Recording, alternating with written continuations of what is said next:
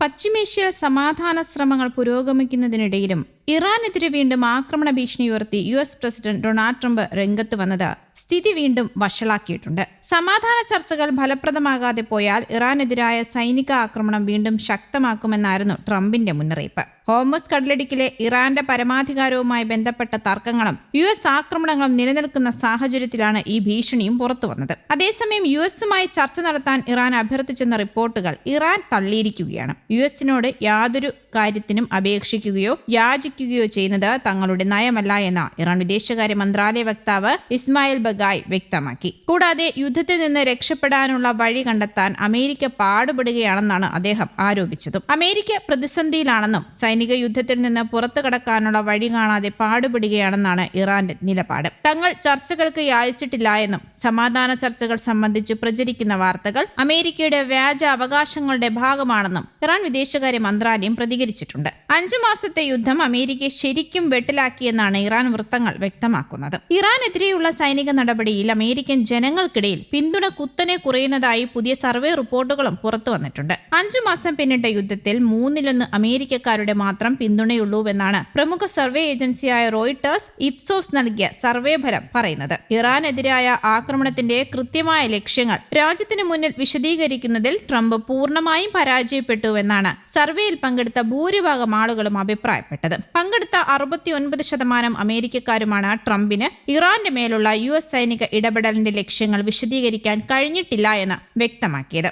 ട്രംപിന്റെ Republican party അനുഭാവികളിൽ 10ൽ 4 പേരും ഈ അഭിപ്രായത്തോട് യോജിക്കുന്നുമുണ്ട്. ഫെബ്രുവരി 28-ന് അമേരിക്കയും ഇസ്രയേലും ചേർന്ന് ഇറാനിൽ ആക്രമണം ആരംഭിച്ചതു മുതൽ സംഘർഷത്തോടുള്ള ജനങ്ങളുടെ പിന്തുണ 40% താഴെയായി തുടരുകയുമാണ്. അമേരിക്ക പങ്കെടുത്ത മുൻകാല യുദ്ധങ്ങളുടെ തുടക്ക സമയത്ത് ലഭിച്ച ജനപിന്തുണയുമായി താരതമ്യം ചെയ്യുമ്പോൾ നിലവിൽ ഇറാനിനെതിരായ പോരാട്ടത്തിന് ജനങ്ങൾക്കിടയിൽ ലഭിക്കുന്ന പിന്തുണ വളരെ കുറവാണെന്നും സർവേ വിലയിരുത്തുന്നുണ്ട്. വ്യത്യസ്ത സാഹചര്യങ്ങളിലായിരുന്നുവെങ്കിലും 2003 മുതൽ 2011 വരെയുള്ള ഇറാഖ് യുദ്ധത്തിന് തുടക്ക മാസങ്ങളിൽ ഏകദേശം 70% അമേരിക്കക്കാരുടെ പിന്തുണ ഉണ്ടായിരുന്നു. ഗാലപ്പിന്റെ സർവേ അനുസരിച്ച് 2001 മുതൽ 2021 വരെ നീണ്ടുനിന്ന അഫ്ഗാനിസ്ഥാൻ യുദ്ധത്തിന്റെ ആദ്യ നാളുകളിൽ രാജ്യത്തെ ഏകദേശം 90% ആളുകളും ആ യുദ്ധത്തെ പിന്തുണച്ചിരുന്നു. അതേസമയം ട്രംപിന്റെ പൊതുജനപ്രീതി കഴിഞ്ഞ മാസത്തെ അപേക്ഷിച്ച് 3 പോയിന്റ് വർദ്ധിച്ച് 37%-ലെത്തി. നവംബറിലെ ഇടക്കാല തെരഞ്ഞെടുപ്പിൽ റിപ്പബ്ലിക്കൻ പാർട്ടിക്ക് ഈ ജനരോക്ഷം കടുത്ത തിരിച്ചടിയാകുമെന്നാണ് രാഷ്ട്രീയ നിരീക്ഷകരുടെ വിലയിരുത്തലുകൾ വരുന്നതും. അതേസമയം അഭിപ്രായ സർവേകളെ അടിസ്ഥാനമാക്കിയല്ല